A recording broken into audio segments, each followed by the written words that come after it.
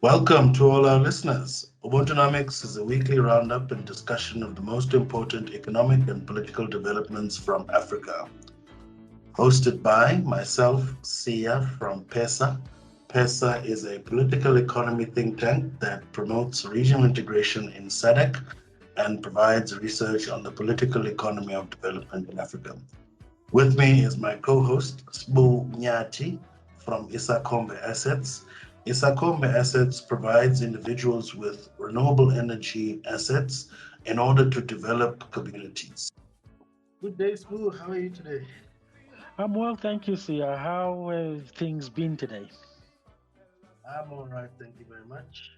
So, what do you have for us in store from South Africa this week? Our first story from South Africa: increased localization of manufactured products. The Department of Small Business Development and Trade, Industry and Competition are in talks to designate more products under the 100% local content category in order to support SMMEs in the local manufacturing sector. It is hoped that this will help protect strategic infant industries in the dwindling manufacturing sector. So have they been clear on what specific products or group of products that they're considering for the new designations? And the Minister of Small Business Development says the products that will be designated range from steel and stainless steel based metals, chemicals, aluminium, which has metal fabrication, things like biofuels, clothing, footwear, and leather, food, bakery and confectionery, tech, hardware, and furniture manufacturing. It's a whole lot of Yeah. items. I was just Yeah. about to say, actually, that's almost like designating everything that government demands. You know, having worked in these designations myself as an economist when I was at National Treasury, I'm Uh-huh. always wary of how effective these designations will be. For Yeah. example, firstly, you want to make sure you designate something that you can actually produce locally. And in my time at National Treasury, we once designated class 4 transformers under 100%. And these are mega transformers, major parts in the distribution of electricity, which are produced globally by two producers in the world. I think both Uh-huh. which are based in Europe and North America. And yet we designated them 100%. So you can't actually deliver on that designation. And then also what I found was, the information and sharing of information among government departments is also very critical. For example, Mm. during my time, I also noticed that things like pylons for electricity transmission are designated at the time. Yet municipalities, when they were building out their municipal infrastructure, would not actually procure or require them in their tenders to be produced locally, 100%. And at the same time, we had ESCOM officials complaining to National Treasury that some of these designations were making their procurement more expensive. And so these are just some of the implementation challenges that these designations go through, in that they are forced to ensure that they're efficient, or that there is efficient procurement, and that this doesn't raise the cost of procurement too high. At the same time, we need to ensure that government departments know that they have to require certain conditions on tenders for specific products. And with the long list and now which is going to be extended, I also wonder how much of that integration is taking place. And I think a last point I want to make is, with regard to capacity to produce things locally, it makes no sense to produce products which you don't have productive capacity, you can't produce locally, either due to skills or simply not having a local supply. And because you can produce locally, doesn't mean that you will have local supply in some of these products. And so it seems to me that Uh-huh. there should be a closer cooperation between the designation as well as industrial financing in order to ensure that where there are gaps or we don't have local productive capacity in some of these goods, that we can support investment in local firms to produce these products. The intention is good. It's all well intended, because government it somehow has to protect these infant industries, protect basically our manufacturing base, because since China came onto the scene, they are the world's manufacturing hub, and South Africa's manufacturing has been decimated. I think at one point, our manufacturing's contribution to the GDP was at something like 20%. Now it's close to 10% or something like that. So the intention is well, but um, the implementation is can be a problem. Yeah. Yeah. Yes. Yeah. Our second story uh, is tax compliance.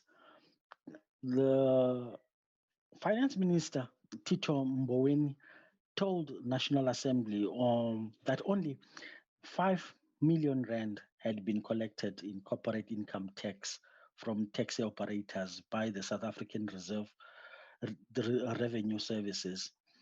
That would be for the 2020-2021 financial year. This is because the industry does not correctly disclose income from the taxi business. According to the official opposition, the Democratic Alliance, revenues generated by the industry were close to 90 billion rand in 2019. SARS has started a process of developing a compliance plan to foster voluntary compliance and to propose a suitable tax regime. In collaboration with the Department of Transport, they will share data and work towards the long-awaited transformation and formalization of the taxi industry. That's very good. Yeah. So how exactly is government planning to formalize the taxi industry? I'm interested to find out. Well, it's at the moment it is not clear what the government is planning concerning the regulation of the industry. They have mentioned professionalization. They have also mentioned subsidies, access to finance, skills development, and economic empowerment. I mean, the taxi industry ferries something like 16.5 million passengers per day in South Africa. So there was a statement concerning a planned taxi lekgotla. The lekgotla is called a Bosberad or a summit. Let's call it a taxi summit by the president last year in October. But that has not yet materialized. So we are still waiting for them to put meat onto the bones. And I think, Yeah. government has itself to blame for this, for having left the industry semi or informalized for so long.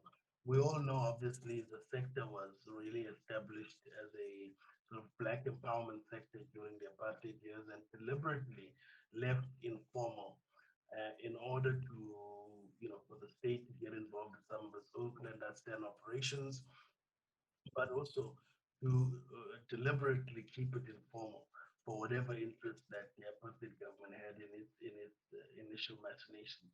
And it seems to me that even previous attempts by the current democratic government to formalize the taxi industry, whether it be the taxi revitalization program or other ways of trying to integrate the taxis through when they were rolling out the bus rapid transit system in the metros, has failed, either because they struggle to meet and coordinate with the taxi industry, which also is an industry that operates under so much secrecy, non-sharing of routes, non-publicity of routes, and very linked with some of so-called underworld operations in the country. And previous attempts, as I said, with the taxi revitalization program, completely failed when they could have been used to industrialize or even drive further jobs in manufacturing locally. And it's almost as if the government has missed every opportunity in the past. And I hope that whatever the plans are now, that they will definitely implement them better than any of the previous attempts. But I really don't see the taxi industry formalizing in any kind of way unless government is able to use access to finance or grants in order to support the industry. At the same time, the expectations between what government thought they could offer, based on what Minister of Transport Fikile Mbalula was publicizing last year, is stark far from what taxi industry operators were expecting, especially if you think of the grants that they wanted to provide them to compensate for low occupancies as a result of the COVID restrictions. And so it's about time, though, that government takes the industry quite seriously, especially because it accounts for more than two-thirds of the transport traffic in South Africa, but at the same time is not part of government planning in terms of urban and city planning. At the same time, not subsidized like other modes of transport, if you think of rail and buses, etc. So I think it's about high time. It is a very big industry. Estimates say it's about a 50 billion rand industry, and the Transport Director General Alec Muwemi said last year that it is unfair for the state to require the industry to formalize, yet the state doesn't make good on subsidization. The professionalization and formalization of the industry must go hand in hand with the issue of subsidization. All the buses are subsidized. Rail transport is subsidized. Why not the taxi industry? Is it because it's been informal for so long, or is it because it's a black industry? Someone has to answer those. Yeah. Well, so yeah, let's go on to our next story. IFC to fund green energy in South Africa. The International Finance Corporation, a member of the World Bank Group, will provide Absa Bank Limited with a loan of up to $150 million to support the bank's strategy to expand its climate finance business and help South Africa meet its greenhouse gas reduction targets. The financiers expressed interest to provide funding for the tender to provide emergency power. Controversy is growing around the liquid gas-fired power plants. There were bids by Car Power Ship Company, which concerns over harmful fuels and outdated technologies. There are also allegations of corruption and impropriety, with a rival bidder suing to have the tender scrapped. Yeah, that's another one. So, what exactly is the money going to be used for? Are we talking strategic research and implementation, or are we talking further on lending by APSA? The funding is for on lending. It will help APSA finance green energy projects. That is in addition to the loan, the IFC will provide technical advice and knowledge sharing to help the bank develop a green, social, and sustainable bonds and loans framework. That's what it is all for. And do we know any of the conditionalities to some of this funding? The only conditionalities made public thus far are that loans should comply with the green loan principles, meaning that lending by APSA for green projects will have to be disclosed. There will have to be transparency, and that APSA will have to encourage other banks to follow these international principles, these green loan principles. Those are the only conditionalities that are public. We await for further information. Wow, that's interesting. I think it also speaks to some of the lag in terms of policy in South Africa, especially when we're speaking about a just transition and some of the requirements. It makes me worry, though, that are we going to meet greenness, and by that I mean sustainability, um, with the requirements on this funding, or are we just going to meet the external third-party finance funding requirement? It seems as though also the IFC is struggling to enter the South African market and using our commercial banks to enter the South African market. Um, and I wonder because it's not as though South African banks have any capital issues, given the fact that they've also been a specific unlocking of capital at the beginning of the COVID-19 pandemic of around 500 billion rand, which was released through the Reserve Bank requirements on statutory reserves at the Reserve Bank. This is a part, obviously, from the 500 billion loan guarantee scheme. Yet we haven't seen any further lending in South Africa. And I don't know how then the external financing is going to have any impact, given the lack of policy in terms of the green energy or the advanced transition, but also the fact that we do have significant amount of domestic capital, but none of that is actually being lent in, or very little of it is actually being lent in the green energy space. Of course, apart from what has been finding the procurement under the REIPP windows, the renewable energy independent producer windows. So it'll be interesting to see what the real impact of the external financing is. It seems to me that just IFC hitching its wagon onto ABSA.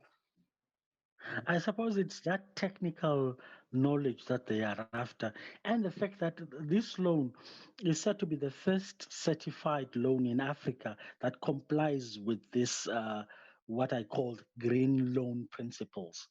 Um, yeah, I guess we'll have to look at some of those principles at a later time, at a later stage. at a late, exactly, exactly. What else do you have for Our us? last stories here will be on mining production and sales stats for that.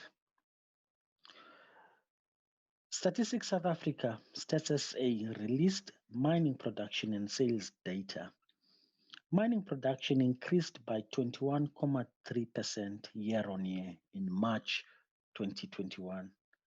The largest positive contributors were from platinum group metals.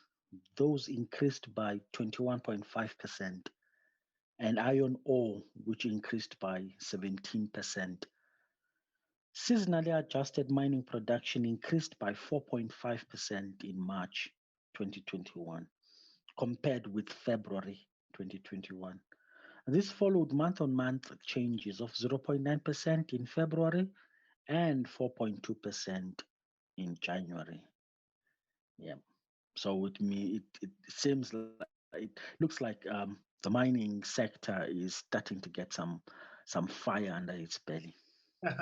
Very true. I think this really just reflects the local industry responding to the commodity price boom that we're facing, or the recovery at least.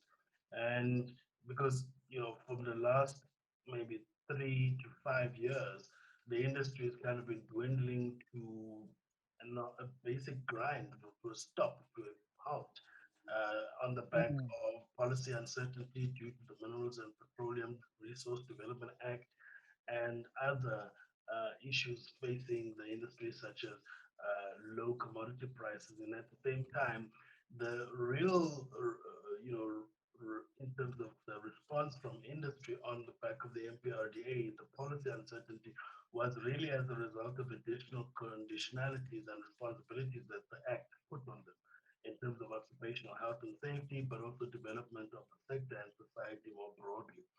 And I think, having gone through the pandemic, a large portion of that, in terms of the occupational health and safety requirements, have had to be taken on board just as a requirement of operating under COVID, right? And so Mm-hmm. The industry is basically just there, but bit that bullet or try to swallow that hard pill in terms of the policy requirements on occupational health and safety as a response to the pandemic. And now that commodity prices have recovered, they're being pulled, to resume production. My worry, though, is that although this is good news generally for Africa, it may not be long-lived and may not be maybe short-lived, mainly because the current commodity boom we're seeing is just as a result of response or recovery from COVID as well as demand in Asia. But local firms have also had to shut down as a result of the COVID-19 pandemic, especially if you look at the closures in countries like the Republic of Congo, the DRC, as well as Zambia. Fortunately, although for the South African mining industry, which has been dormant for the last 3 to 5 years, a large number of firms were faced with excess capacity in terms of their operation and have been able to take advantage of this recovery in commodity prices. Meanwhile, the rest of Africa has not been able to because the companies that have shut down are no longer able to add to the production at a time when the government needs the revenues and would be able to take a windfall in revenues due to the commodity prices but can't as a result of lower production. So it really does give a mixed picture for the rest of the continent, but it seems as though South African firms are really taking advantage of the recovery. Yeah, we are coming from um, uh, almost like in March 2020, there was almost nothing coming out of the ground, and we gradually went up. So we're coming off a very low base. I mean, even a metal like gold, uh, there was an increase of about 2.1% over the period from October to December 2020.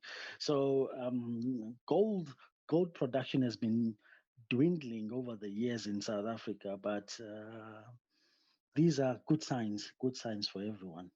And if you look at the specific minerals that seem to be benefiting, the platinum group metals, the iron ore, and the manganese, this also speaks to a ratcheting up of manufacturing production, right? Particularly Yeah, automotive in South Africa. So it seems as though it's not just the commodity prices that this reflects. It also reflects some recovery in manufacturing, manufacturing. Yeah. the transport, the automotive sector. All right. Mm-hmm. I think on that note, let me take us through the rest of Africa this week. The United Nations Security Council condemns attack against peacekeepers in North Kivu. The United Nations Security Council has condemned the attack on the United Nations Organization Stability Mission in the Democratic Republic of Congo, MONUSCO, that occurred near Beni in the North Kivu province of the DRC. The attack resulted in the death of one Malawian peacekeeper, and the attack is said to have been orchestrated by suspected members of the Allied Democratic Forces, the ADF. This ADF has been in the Eastern DRC for ages. Can you tell us a little bit more about the ADF? Sure. So the ADF is really a Ugandan rebel group that used to operate in the western parts or western borders of Uganda. And under the President Museveni with the Defense Force of Uganda was able to push them out into the forest and North Kivu. But this is just one of multiple groups that are operating in the region. The region obviously has the ADF from Uganda, but also the conflict is worsened by other foreign rebel groups such as the Rwandan FDLR, as well as the Burundi Red Tabara, which are also active in the region, particularly in the South Kivu province. So literally all along the border with these countries and into the DRC's North and South Kivu, um, these rebel groups are in control and in control of an area that's very difficult for the DRC government to reach and also for the United Nations mission. In that, even having been there for years and decades, the mission hasn't resolved any of this conflict. And so this is really the context which is taking place in North and South Kivu. You know, this conflict is also very unique in that it has a very regional dynamic. These are rebel groups which are operational in the DRC but originate from a contagion from neighboring countries, as mentioned, Burundi, Rwanda, as well as Uganda. But at the same time, the conflict hasn't disrupted or caused a civil war in the whole of the country and has been contained within a specific geographic region. But at the same time, it's been able to keep the country of the DRC amongst the poorest countries in the SADC region, the lowest country in terms of the low three countries in terms of GDP per capita, despite being a wealthy country in terms of its natural resources endowment. And this conflict has flared up many times, and despite this joint effort also by the DRC Democratic Forces, Armed Forces, as well as the United Nations forces, have not been able to resolve this conflict. Our next story is from SADC. SADC begins implementing its SIPS program. The Southern African Development Community, SADC, has begun implementing its support to industrialization and productive sectors, SIPS. The SIPS program is targeting to upscale grant awards for the development of the leather, antiretroviral drugs, medicinal supplies, and associated value chains. The SIPS program is estimated to cost 18 million euros over the period 2019 to 2023 and will address key concerns of the private sector that hinder investment and industrialization in SADC by facilitating expansion of regional value chains and promoting dialogue between private and public sectors.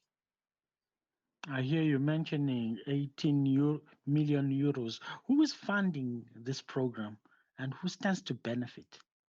Sure. The program is being funded by the German Development Finance Institution, GIZ, as well as the German Foreign Affairs Ministry. And the beneficiaries are expected to be local suppliers as well as, I guess, associations or industrial associations with those related sectors, leather, antiretroviral drugs, and medicinal supplies and related value chains. And this obviously comes on the back of two major sectors which have been doing quite well in the SADC region, which have got a regional value chains element. I think this is one of the more positive developments in terms of the development of regional policy, in that by focusing on regional value chains, they will enable, or hopefully will enable, regional trade across the region. Obviously, the leather industry is a transversal industry that fits into manufacturing broadly, from footwear all the way to even automotive industry. As we've seen Lesotho being able to plug itself into the South African automotive regional value chain by supplying things such as leather as well as trim for vehicles manufactured in South Africa.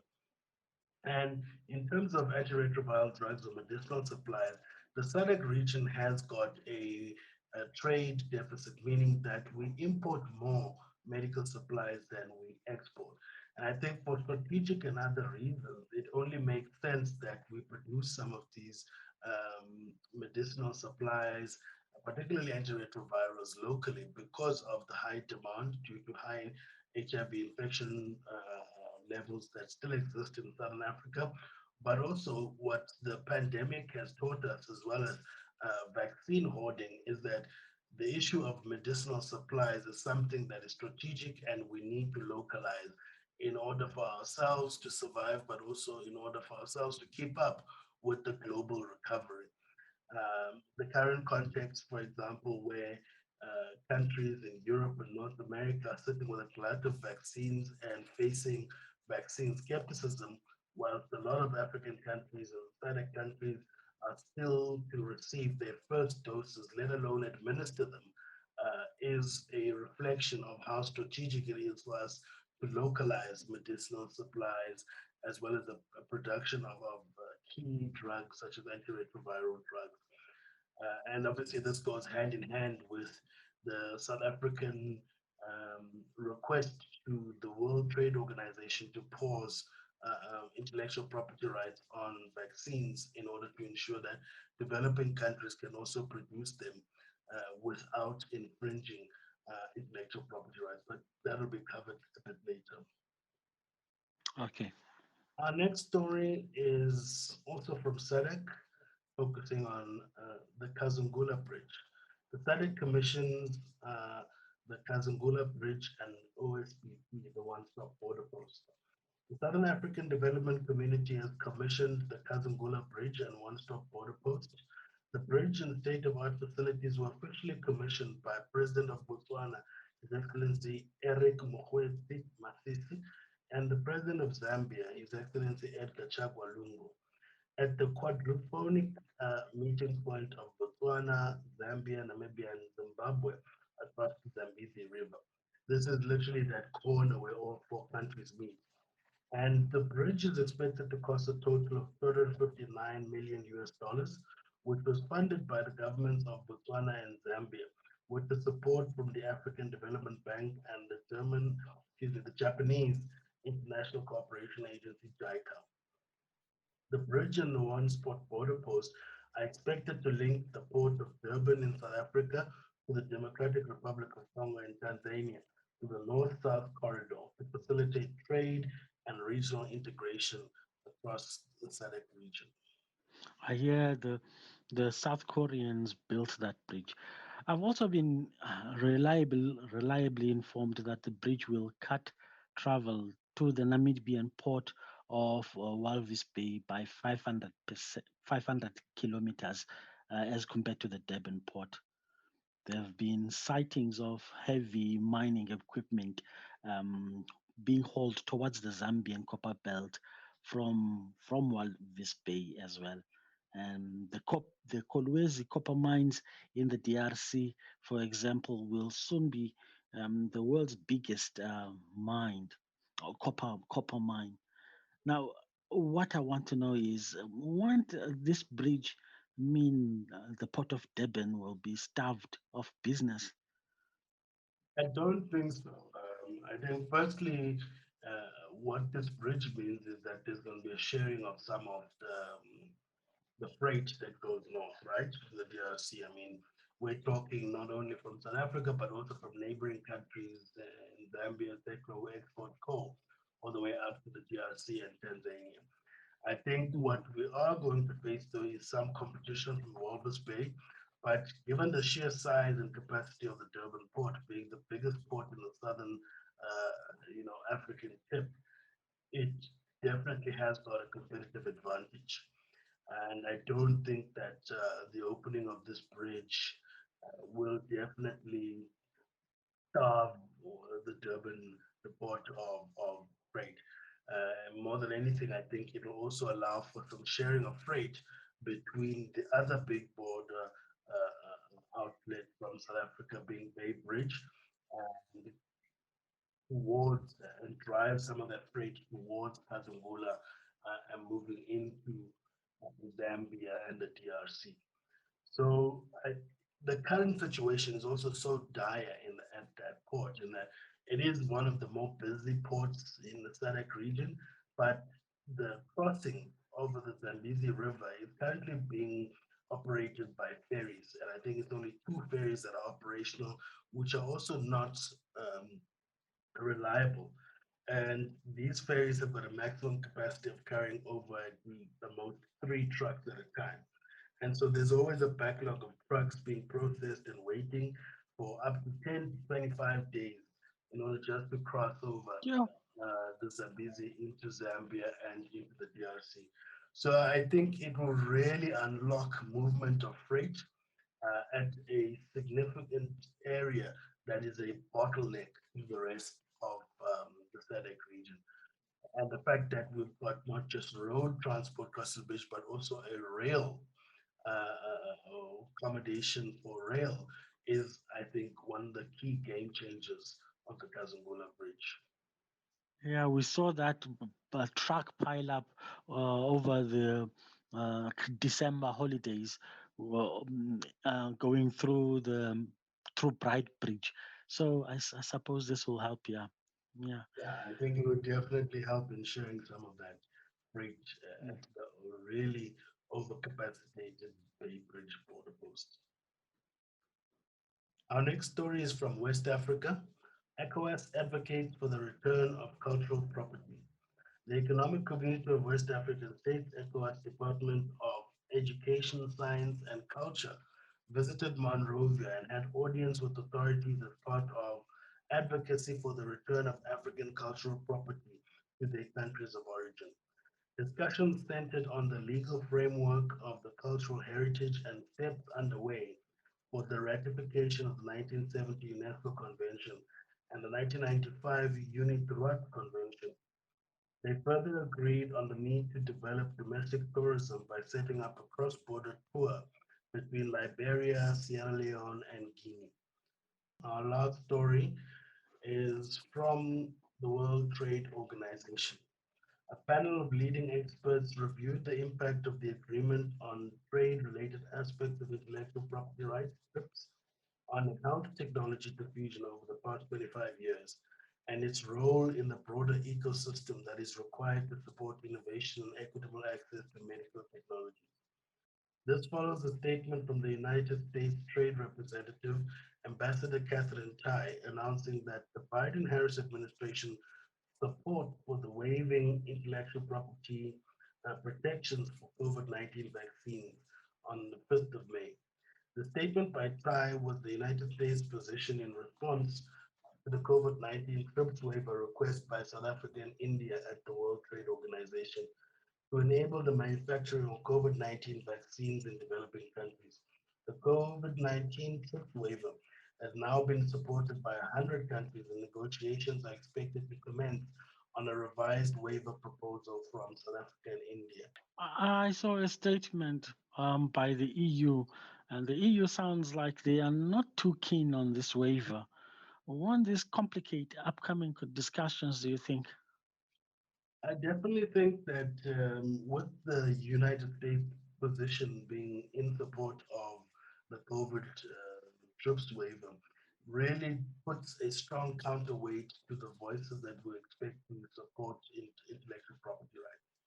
Granted, the EU might not be in agreement, but you must also remember that this takes place at a time when India has published record infection rates, when India is being plunged into crisis, at the same time when there is a significant impact in terms of the vaccine hoarding, which has resulted in a significant part of developing world and developing countries generally being or lagging or not being able to keep up with advanced economies rate in terms of administration of vaccines, but even before that, access to vaccines. So I Mm. do think that at least part of the EU bloc will be in support of a humanitarian response, or at least understand the humanitarian response requirement or perspective around the COVID-19 TRIPS waiver. Although they have suggested alternative means in order to ensure equitable access to vaccines for developing countries, I think really the only way to it that is sustainable and that would allow developing countries to also respond more actively and more agile in terms of localized variants of the COVID-19 of coronavirus would be to ensure that they've got local production or at least local technical capacity in terms of DNA analysis, but also production of the vaccine. So um, that's really the current way I see it, but obviously the negotiations are still to take place. At the same time, I do feel that in terms of support, the countries have reached a critical mass in not just the USA, but also the additional 100 countries that have pledged their support for this COVID-19 TRIPS waiver request. So we'll Yeah, have to just okay. wait and see. Yeah, we'll have to wait and see because antiretroviral drugs, that way, I mean, There's still a waiver on that, on the production of antiretroviral drugs. We could have been producing these in Southern Africa. I wonder how this one will pan out. Yeah. And on that note, that's the end of our show for this week.